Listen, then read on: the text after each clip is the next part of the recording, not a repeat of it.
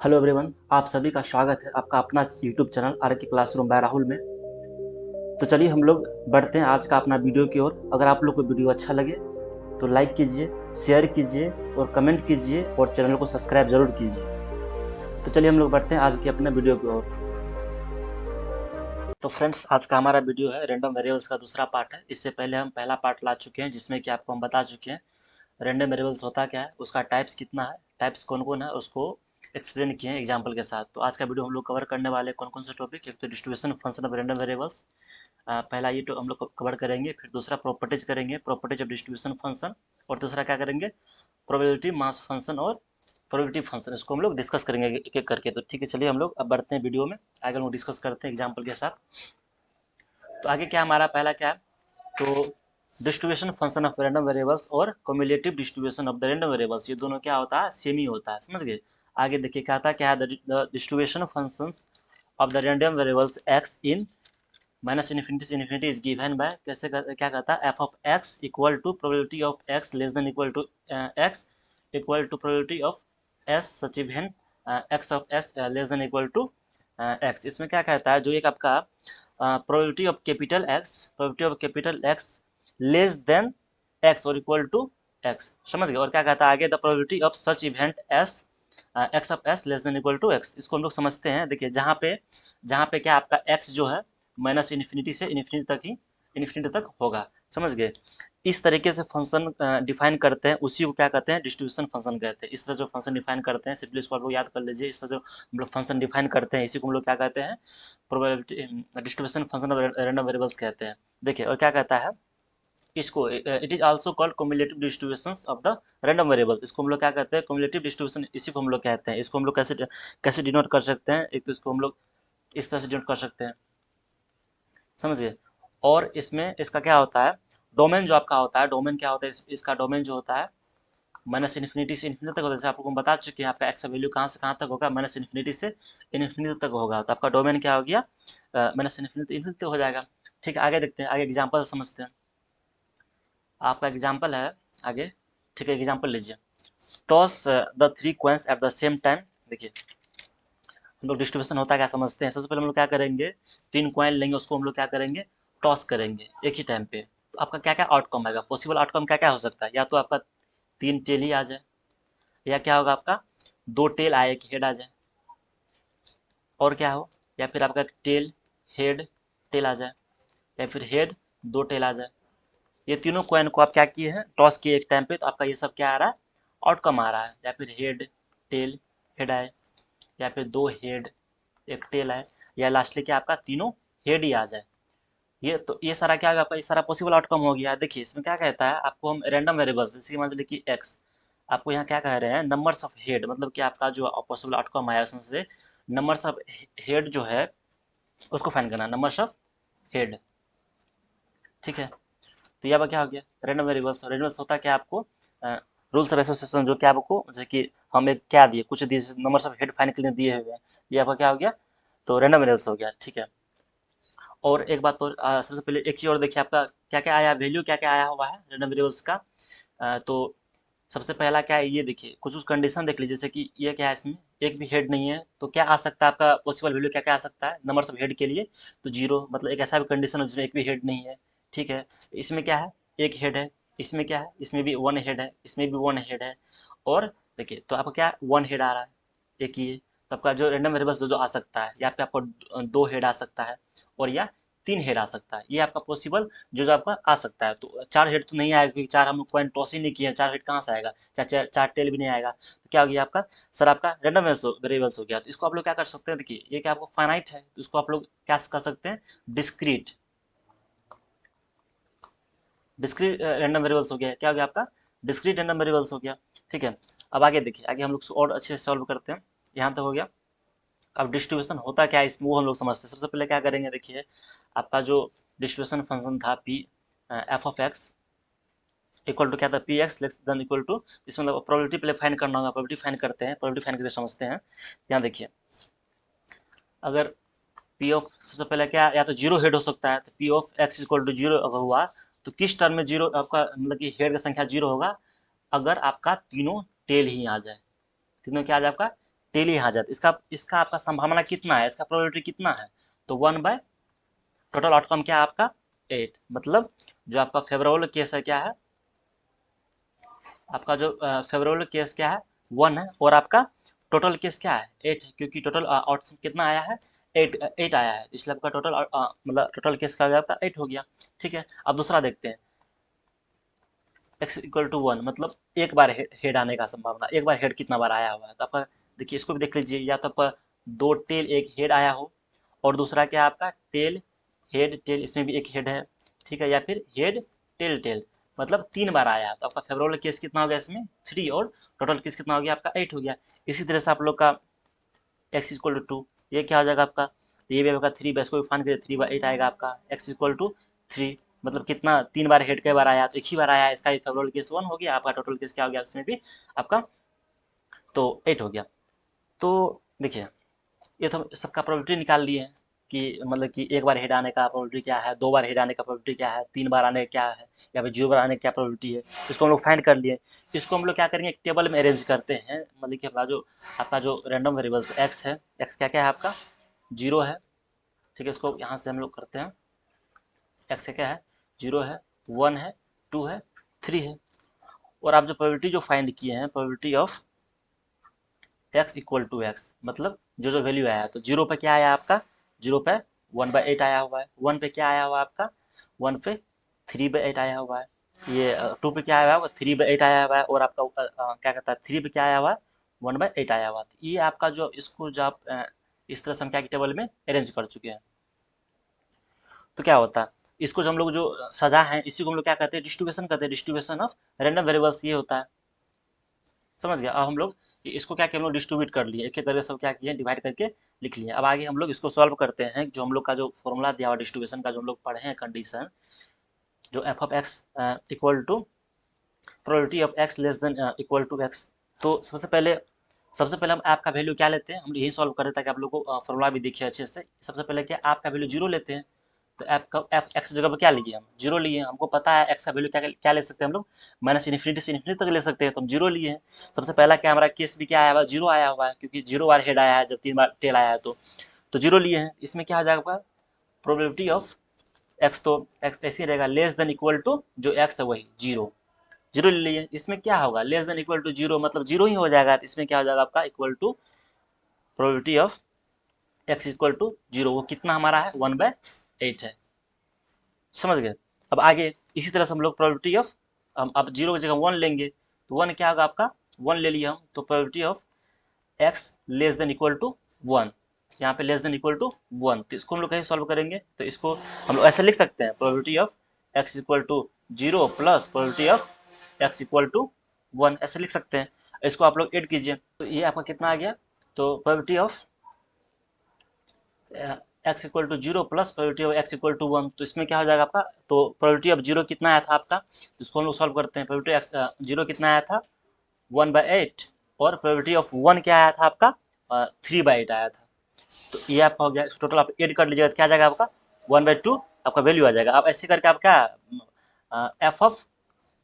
F में क्या लीजिए 2 लीजिए, इस तरह से इसको आप लोग सॉल्व कीजिए, क्या आएगा आपका 7/8 आएगा। इस तरह से f(3) लीजिए, आपका ये फॉर्मूला के अकॉर्डिंग f(3) लीजिए, तो आपका क्या आ जाएगा आपका f(3) इक्वल टू, आपको सॉल्व कीजिएगा तो क्या आ जाएगा आपका 8/8, आपको सबको ऐड करने में क्या आ जाएगा आपका 8/8 आ जाएगा, तो आपका क्या हो गया ये 1 हो गया।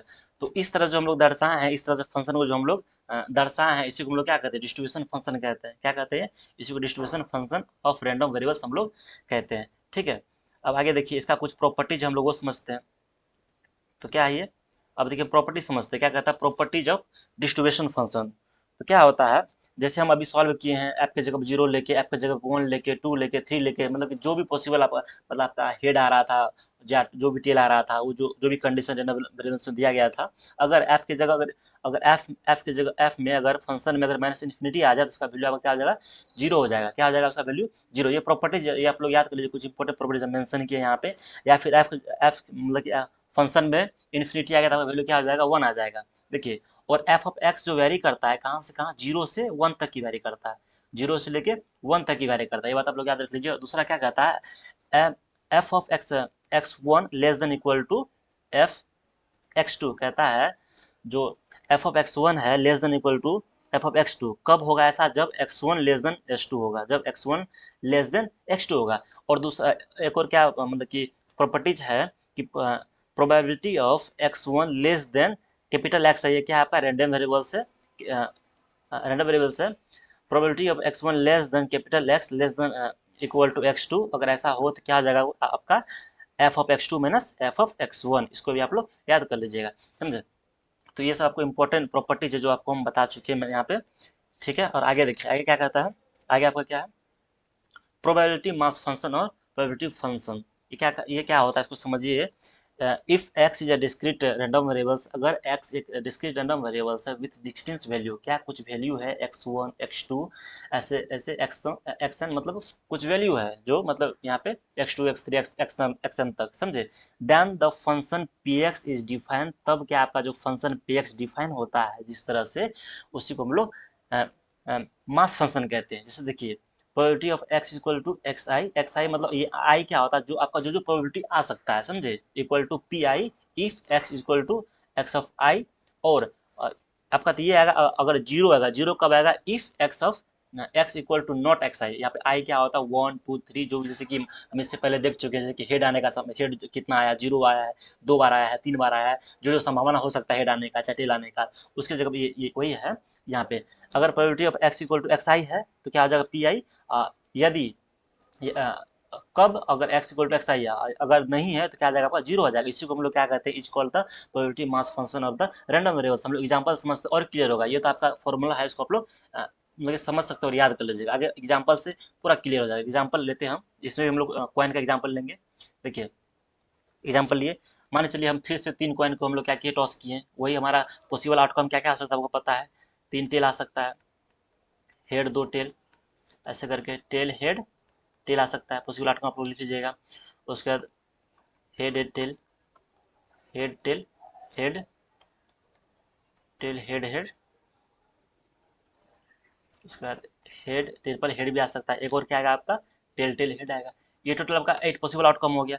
इसमें क्या देखिए, X equal to same question, same मतलब कंडीशन फिर रखते हैं नंबर्स ऑफ हेड के लिए, नंबर्स ऑफ हेड्स के लिए। और यहाँ पे एक चीज देखिए, आपका जो एक्स जो आएगा क्या क्या आ सकता है, एक्स आपको पता है, जीरो आ सकता है, वन आ सकता है नंबर्स ऑफ हेड के लिए, टू आ सकता है, थ्री आ सकता है, इससे बेसिक नहीं आ सकता है। यही अब इसको हम लोग क्या मानते हैं, एक्स वन ये हो गया आपके लिए, ये वन जो आया आपका ये एक्स टू हो गया, ये एक्स थ्री हो गया, ऐसे ही एक्स फोर आ गया। आपको प्रॉब्लम बताए थे, प्रॉब्लम क्या बताए थे कि distance value X one X two X one, मतलब कि डिस्टेंस वैल्यू जितना आ सकता है, हम लोग तीन ही कॉइन टॉस किए हैं, obvious सी बात है कि हाईएस्ट तीन ही हेड आ सकता है। तो डिस्टेंस वैल्यू के लिए इसमें हम लोग देखिए क्या करते हैं, सबसे पहले हम लोग क्या करते हैं, आपको प्रोबेबिलिटी फाइंड कर लेते हैं उसी की तरह। तो हम लोग एक्स एक्स टू जीरो के लिए निकालते हैं, क्या हो जाएगा, आप लोग पहले सॉल्व कर चुके हैं कि अगर तीन टेल आएगा तब क्या होगा, प्रोबेबिलिटी जीरो, प्रोबेबिलिटी क्या मतलब कि एक्स जीरो आएगा, तो हमको क्या उसका प्रोबेबिलिटी क्या होता है 1/8, क्योंकि एक ही बार तीन टेल आ सकता है। और probability of x equal to one, ऐसा कब होगा, ऐसा प्रोबेबिलिटी कब होगा, कहाँ कहाँ एच, यहाँ एक बार, यहाँ दो, यहाँ कहाँ गया, एक यहाँ, मतलब तीन बार हेड एक एक बार आया तो 3/8 हो जाएगा। आपको पता है ये आपका क्या हो गया, तो ये टोटल केस हो गया, फेवरेबल केस हो गया, आप समझिए इसको। और क्या कहता है P X equal to two अगर हो गया तो एक ये भी 3/8 होगा। तो पहले हम लोग क्या करते हैं, फिर एक्स इक्वल टू थ्री हो गया तो तीन बार हेड एक बार यहाँ आ सकता है तो 1/8। सबसे पहले प्रोबेबिलिटी फाइंड कर लिए, इसका प्रोबेबिलिटी फाइंड कर लिए हैं। अब देखिए, अब समझने वाली बात क्या है, आपका जो मास, जो क्या कहता है प्रोबेबिलिटी मास फंक्शन है, क्या कहता है फंक्शन कैसे डिफाइन करते हैं हम लोग, p of x, p of x equal to probability of x equal to x i, अगर x equal to x i है तब, अदरवाइज जीरो होगा अगर x equal to x i नहीं है तो।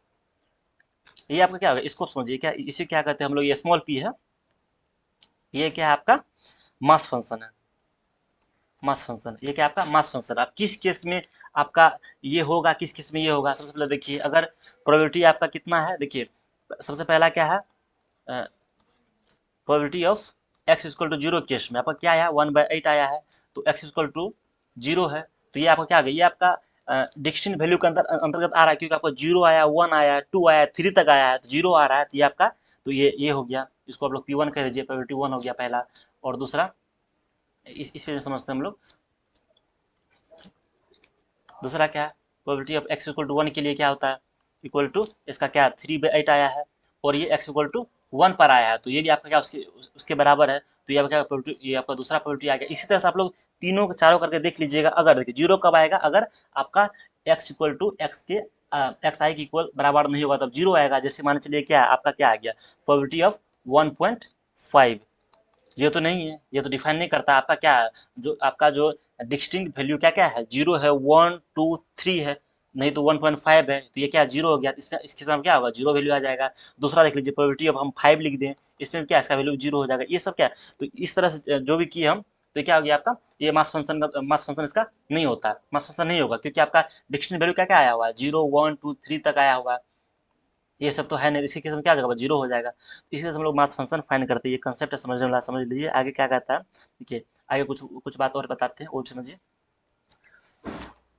आगे और सबसे पहले इसको हम लोग क्या करेंगे, अरेंज कर सकते हैं। जैसे हम बताए हैं डिस्ट्रीब्यूशन फंक्शन में बताए थे, आप इसको अरेंज कर सकते हैं, जैसे कि x इक्वल टू एक्स आई, जैसे कि 0 1 2 3, इसको लिख लेते हैं हम लोग। और क्या p ऑफ i लिखते हैं। तो पहला क्या है, प्रोबेबिलिटी जो आया हुआ 1/8 है, 3/8 है, 3/8 है और 1/8 है। इसको हम लोग टेबल में लिख सकते हैं। टेबल में इसको हम क्या किए हैं, दर्शा दिए हैं इस तरह से।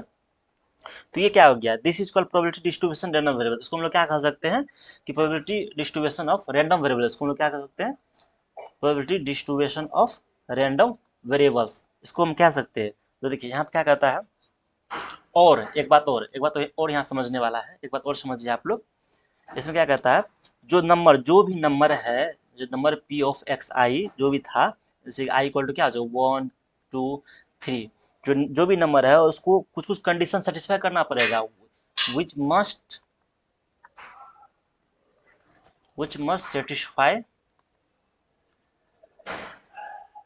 Following condition. कुछ कंडीशन उसको सेटिस्फाई करना होगा। पहला कंडीशन क्या है, देखिए पहला condition probability of x of i जो है greater than equal to zero, ये होना चाहिए। ओवरऑल क्या मतलब, जो प्रोबेबिलिटी ऑफ एक्स आई है जो जीरो से क्या होना चाहिए, बड़ा होना चाहिए। ये हो गया आपका एक दूसरा और क्या कंडीशन है, दूसरा कंडीशन ये हो गया आपका, जो इसका समेशन होता है, समेशन हो गया आई पी ऑफ एक्स आई, ये 1 के बराबर होना चाहिए। जो भी आपको प्रोबेबिलिटी आया है, जिसे सबको आप जोड़िए, आपका क्या होगा, 1 के बराबर होना चाहिए। तो ये सब कंडीशन सेटिस्फाई होना ही चाहिए, तभी आपका जो ये क्या होगा, सही होगा। समझ गए। तो अगर आपको आज का वीडियो अच्छा लगे तो वीडियो को लाइक कर दीजिएगा, कमेंट करके जरूर बताइएगा कहाँ पे समझ नहीं आया। तो आज के इस वीडियो के लिए इतना है, और अगले वीडियो के लिए हम कुछ क्वेश्चन लेकर आएंगे आप लोग के लिए रैंडम वेरिएबल्स का। उसके लिए वीडियो को लाइक और शेयर कर दीजिएगा। ठीक है, आज के लिए इतना ही, धन्यवाद।